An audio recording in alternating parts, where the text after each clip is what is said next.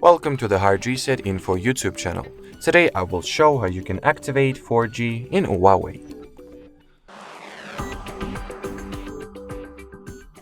So that's a very simple process to do. You will need to launch settings, then enter the mobile network category, onwards open the mobile data page, and then if you have two SIM cards you will need to do what I'm going to show twice, but well, you just gotta open the preferred network mode page and make sure that the LTE/3G/2G auto option is selected. So let's say it was at 3G only.